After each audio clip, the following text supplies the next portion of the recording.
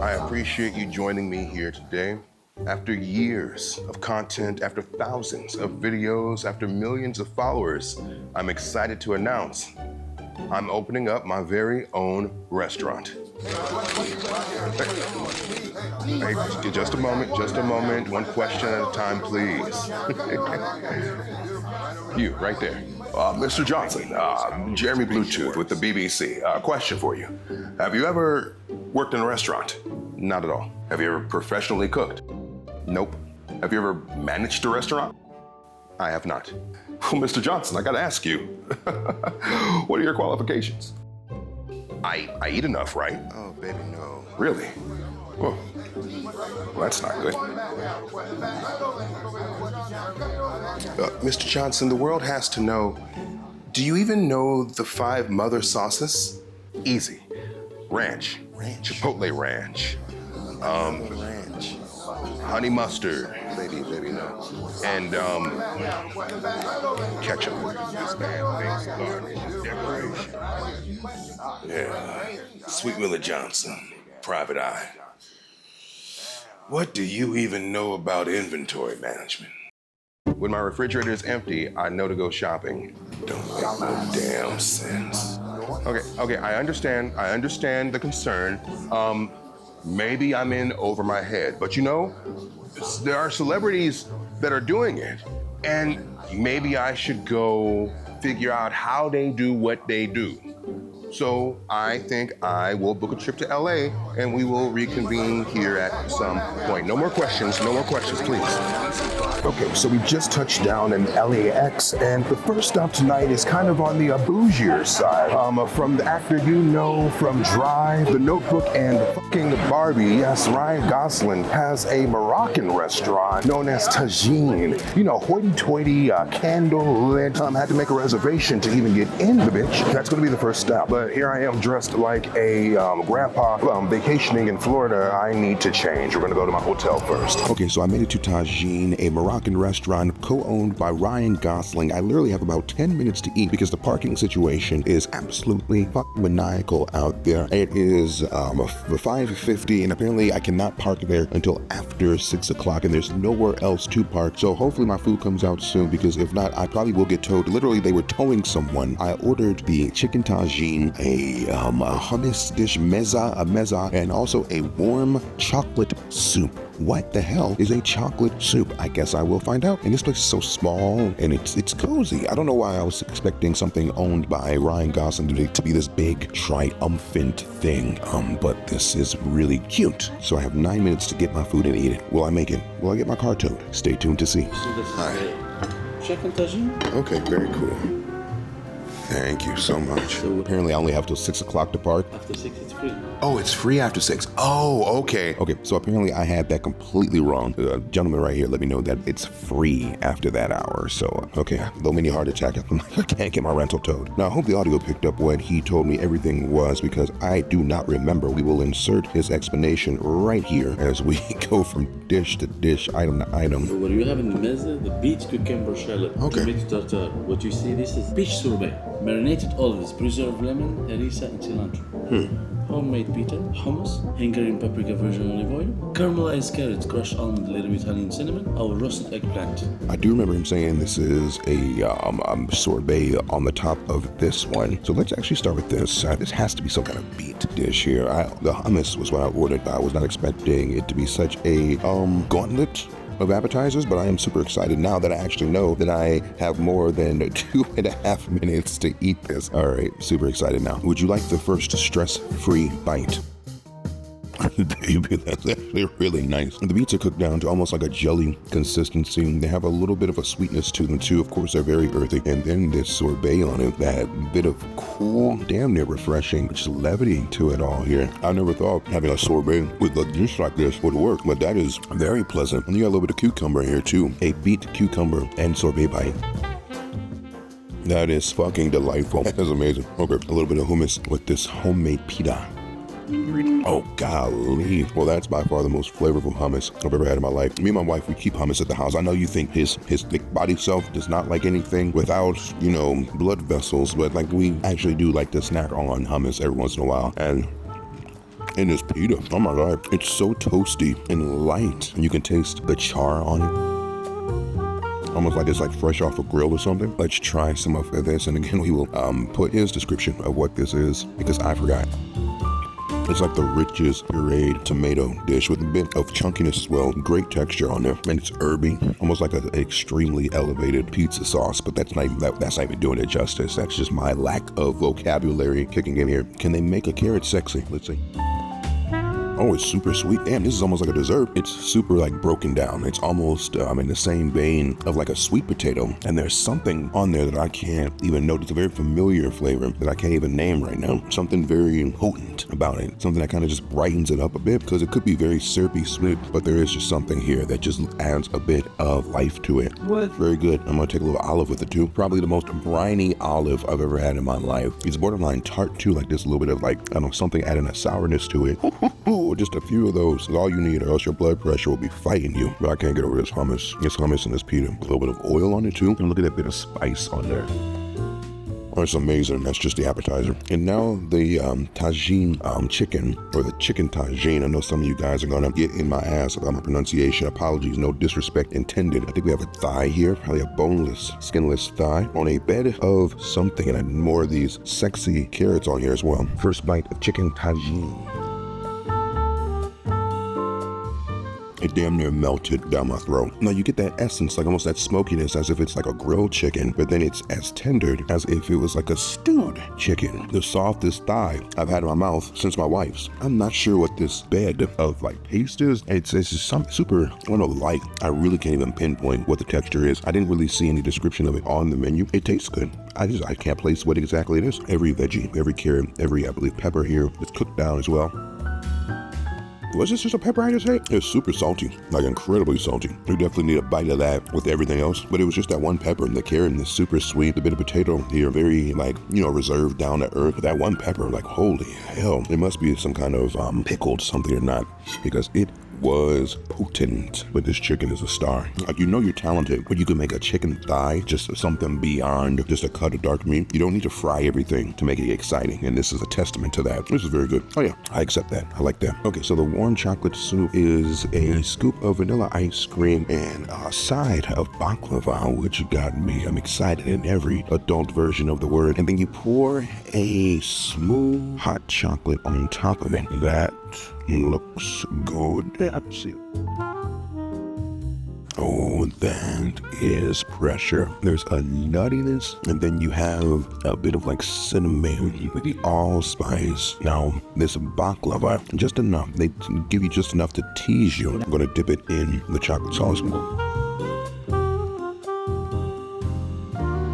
It's just such a fun bite. The layers of that phyllo, syrupy sweetness, all the nuts in there, every single mouthfeel you go on. I mean, not quite the soup I was expecting here, but I will not turn it away. Delicious. 10 out of 10. I'm still trying to pour more of it. It's all gone. My big butt. It's A tier. Can't find anything wrong with it. I won't lie and say like knocked my absolute socks off, but this is strong. Absolutely strong. And then that begs the question, what exactly am I looking for in an S tier? It's one of those things where it's like I can't verbalize it, but I will know when I find it, and you will know when I find it. Let's look for it. So what I was not expecting, a spot of Moroccan tea that's very hot, almost burned off my fingertips. I'm just an unexpected treat just brought up.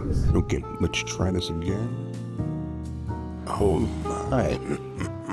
It's minty, and there's like a honey sweetness in there as well. It's almost a bit viscous as well, like just very faintly, very lightly viscous. Like there's just an extra layer of maybe just a simple syrup in here as well. And I almost get like a hint of a citrus, like almost like an orange, maybe. I could be completely off, because you guys know I don't know what I'm talking about 98% of the time, but I like to think it could be some kind of orange in here. A very unexpected treat, a very unexpected, pleasant way to end a meal. Snack Daddy approved. Okay, so it's late in West Hollywood. A musician's about to hit the stage. We're at this cool little supper-style spot by Anderson Paak called Andy's. Now, it's such a cool little hip vibe here. The place for your small bites, your cocktails, a nice little speakeasy type energy in case you're trying to entertain and get a little bit of tang, if you know what I mean. Do I want to get thick-necked? We'll figure it out. Let's see. Okay, so the menu is split up into 4 sections. You got your shareables, you got your entrees, you got the Andy's cocktails and desserts, and also sides if you're into that kind of thing. I think I'm going to get one thing from each spot. I think I'm going to do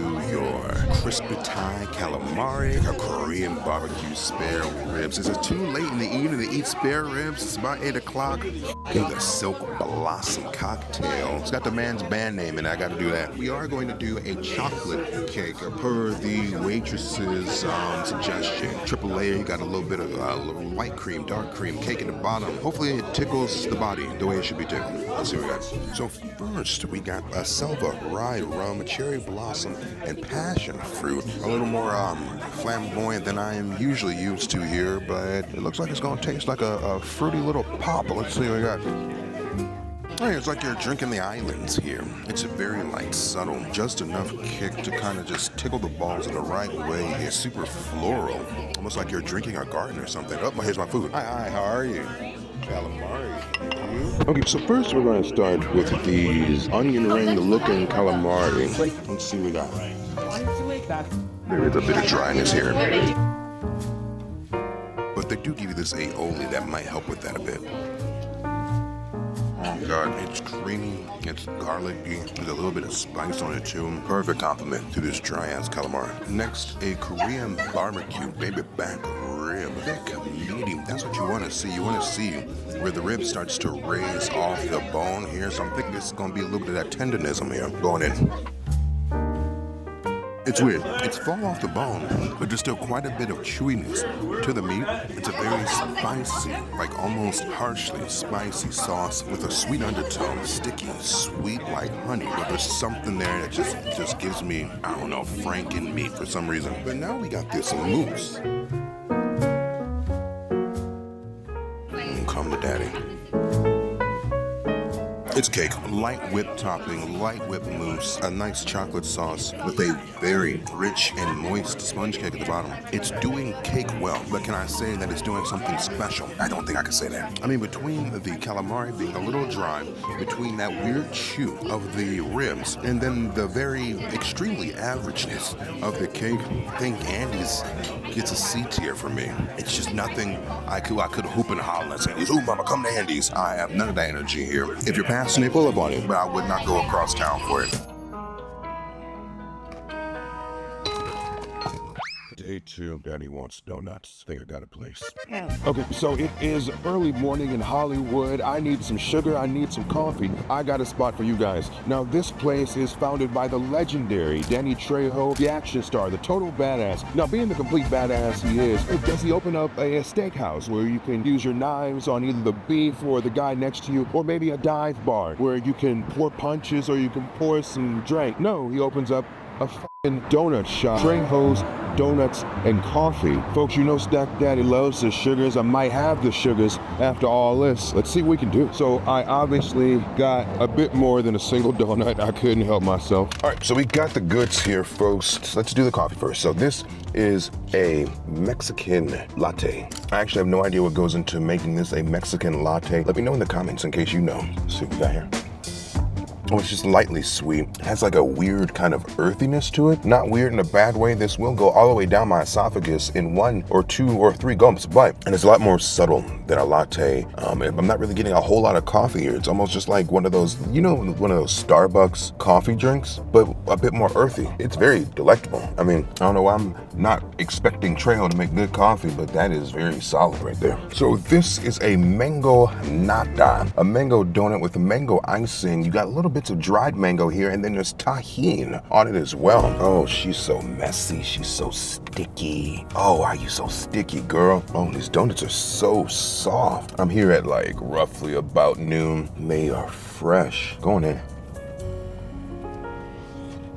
Stop it, Danny. Stop it, Danny. Oh my God. The donut is so soft and it almost breaks down into a pillow. It's just so airy. That mango puree on the top, it is just so bright. It's fruity. You can tell that it's actual fruit opposed to like some kind of chemical compound or whatnot. It's like it's plucked straight from the tree. And then I got a bit of that dried mango. You get like a candy element, like almost like a gummy element. And that bit of Tajine, the spice on the back of your neck. That's a brilliant fucking move. Damn it, I want to finish that, but I can't. My word. This is the abuelita. It's a chocolate donut with like some kind of chocolate crumble on top. Let's go in.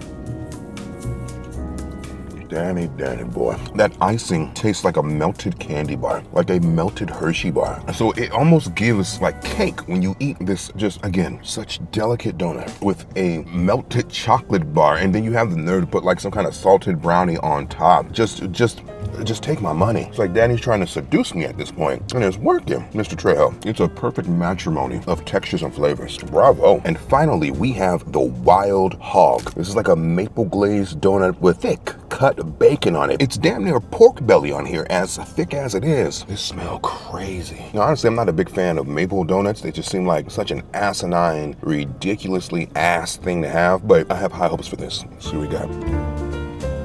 First off, these bits of bacon are so thick. Oh, that salt punches through all this sugar here. And there's a smokiness to this bacon as well. And the maple doesn't taste like it's some kind of chemical compound like it usually does. You actually taste the tree blood. I like tasting tree blood.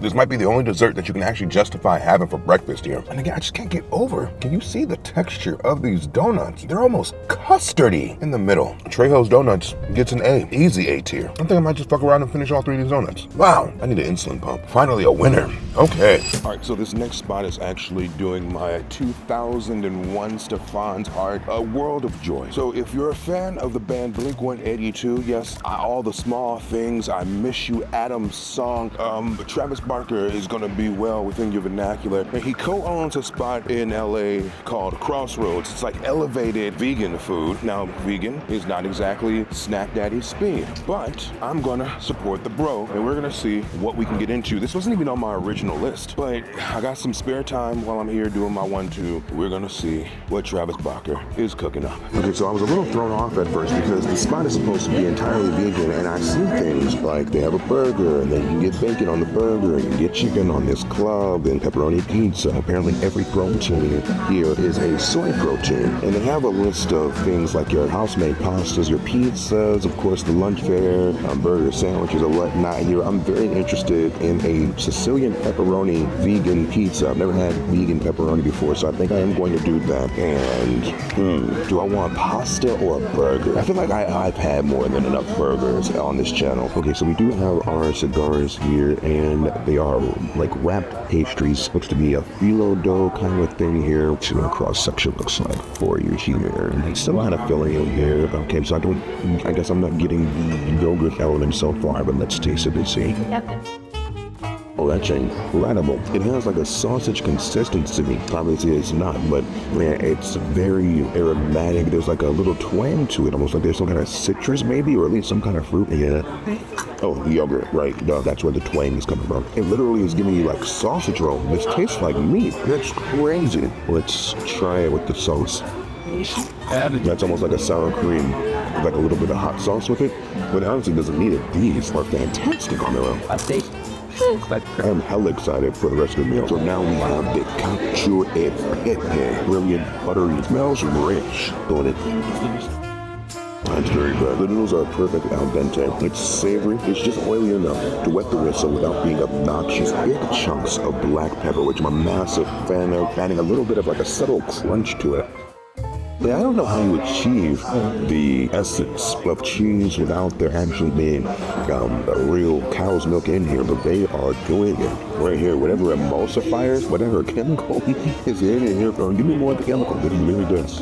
So simple, so delicious, very evil, very nice. Now the Sicilian pepperoni pizza, vegan pepperoni, immediately I kind of have a problem. It just smells like burning like wood for some reason. No, not even burning wood. It smells like a house is on fire. Like it smells like burning plastic for some reason. It's like a pan-style crust. You got the cheese all creeping up the edge right here, and the pepperoni-like product is super thick itself. See, we got is amazing. It's literally everything you could want in a good pan-style crust. It's so pliable and delicate in the middle, and those crispy edges give that great contrast of texture. There's a little bit of spice to the tomato sauce in here, and it's like a borderline soupier sauce. It's not thick and chunky, which I like, but the pepperoni are weird as shit. You bite into it, it starts to kind of dissolve into a thick sludge, if you will. Let's isolate one of the pepperoni. I can see what they're trying to do flavor-wise, but as far as like execution, no, texture-wise, that is terrible.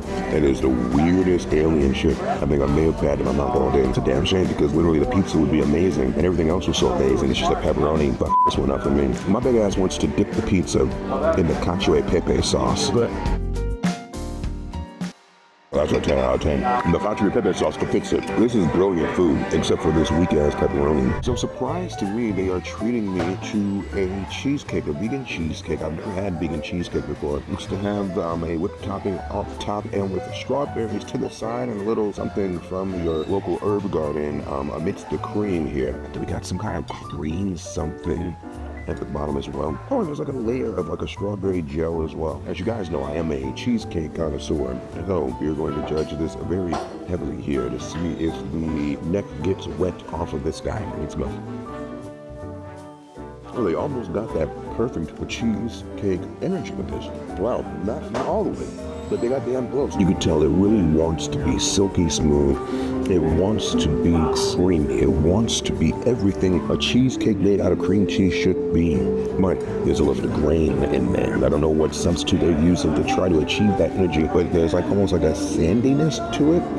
Like it almost has borderline the texture of, oh my God, what's that cheese? What am I thinking of? Ricotta. It almost has like the texture of ricotta where you have like that very, very almost like fine, like borderline pseudo graininess. Now, of course, we know it's not ricotta either, right? Like granite cracker crust, super nice, crispy, crunchy, everything you want, right? And the cheesecake itself is not terribly sweet. Any sweetness is coming from that strawberry compote on top. Oh, and that whipped cream beside the actual strawberries, that is like a whipped strawberry, like maybe mousse or something like that. Damn, this could be really, really good if you just knew what you were getting into. You weren't expecting an authentic cheesecake experience. Yeah, I would finish this. I'm not gonna finish it right now because I have like 3 donuts in my body already, but this is a very solid one. It's not gonna bump up that final grade, but I appreciate the gesture. This is a B tier as far as everything goes as a whole. Could have been an A, but these pepperonis are shitty enough to bring it down a whole grade. From one fancy hoity-toity spot to the next fancy hoity-toity spot, join your daddy. Let's go. 2 of your favorite comedians apparently have a barbecue spot in LA. Anthony Anderson and Cedric the Entertainer opened up AC Barbecue a few years back. What a random turn of events. And I guess they're kind of doing numbers. I guess they're doing pretty well. So I want to see what LA barbecue tastes like. Because I've never had LA barbecue. And what the fuck do Cedric and Anthony know about barbecue? I guess we're gonna find out. So apparently the spot is in a mall food court. I would have expected Cedric and Anthony to do a little bit better than a mall food court,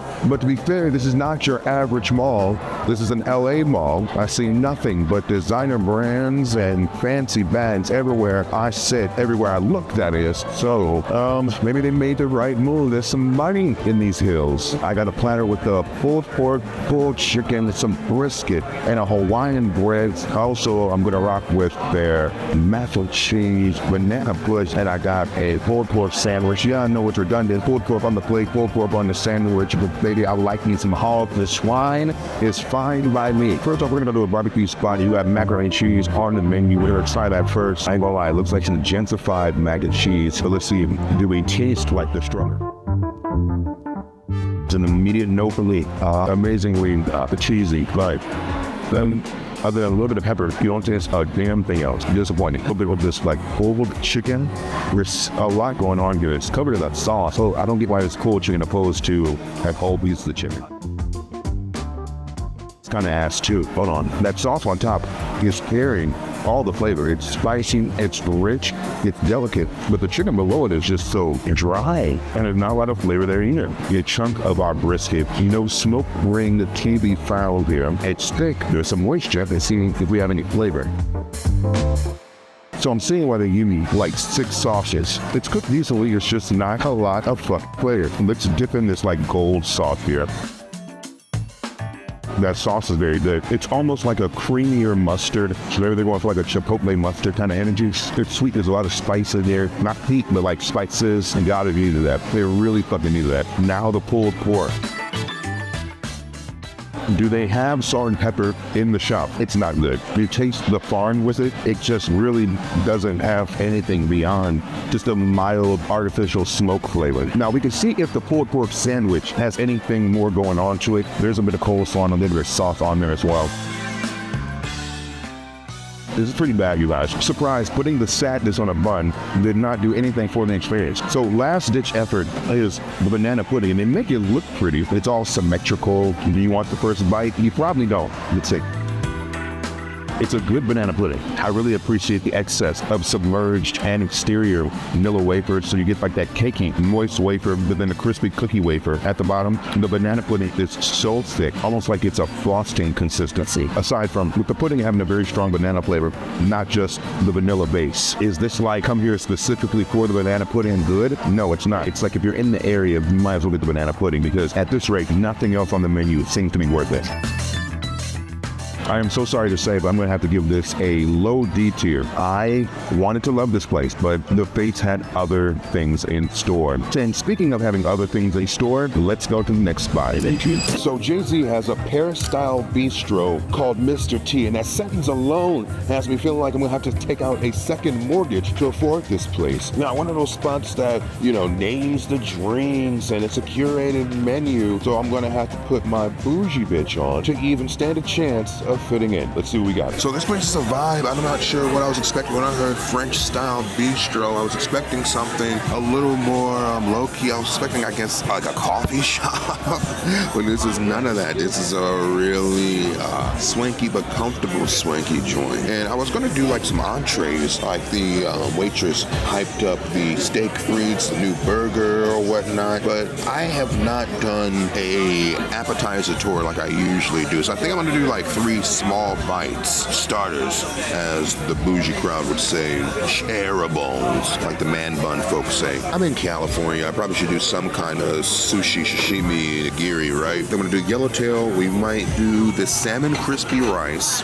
Do I want an entree? Does my fat ass want a steak? God damn it. Do I have a refrigerator in my hotel room? Because I'm not terribly hungry. Obviously, I have been eating all day. I don't want to order a lot of food and then just have to waste it. Yeah, okay, so I'll do the steak. I can take a bite and just take it home. And salmon crispy rice. All right, that's what we'll do. Stand by. First off, we're going with the yellowtail.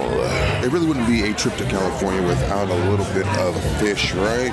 Very clean fillets here going in.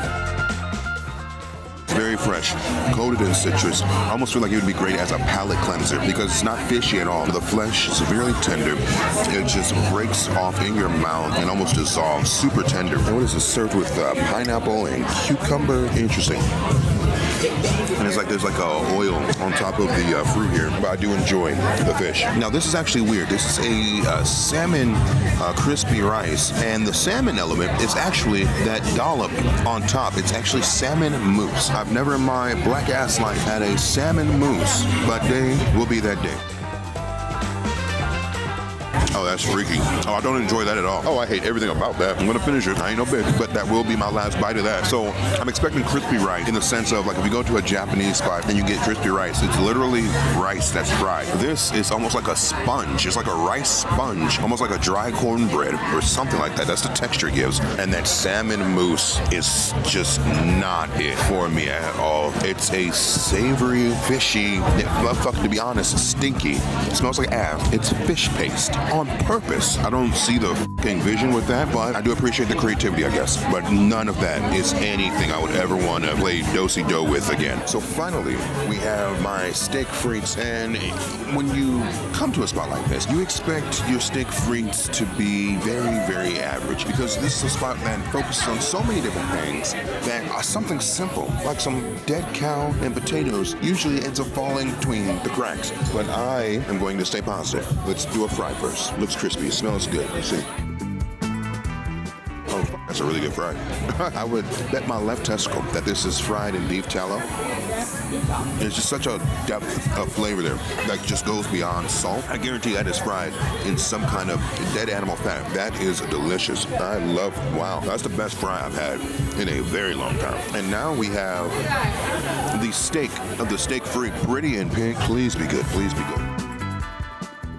Oh my God. Okay, so you redeemed yourself from that science experiment that was that crispy rice. That is crazy. Oh my God. It's such a thick, dense sauce that I can't even place the flavor. It's almost like I'm tasting some kind of like Middle Eastern flavors going on in the sauce. And it's silky, like the fattiness and butteriness of the steak with just this profound, peppery, almost gooey sauce. It's not gooey. It's not fucking gooey, but that's crazy good. God damn. It's like a very spicy mayo, like almost like a Szechuan type of heat. I'm 1,000,000% sure it's not Szechuan, but it's just like that level of a very overseas heat, if that makes sense. Let me know if that even makes sense in the comment. When you combine that sauce they drizzled all over it with the heat of this guy, it's bonkers. It's goofy. Supercalifragilistic espialidosis. Oh, they put their ass in the steak. Or at the very least, that sauce. These sauces, they do sauces so damn well. This steak alone bumps it up a few tiers. Mr. T overall is a solid B tier. The only thing bringing it down, you already know what it is. That salmon paste sponge, disrespectful. It was against my own better judgment. But I love crispy rice. I love salmon. Neither one did me right tonight. But the steak saved the show.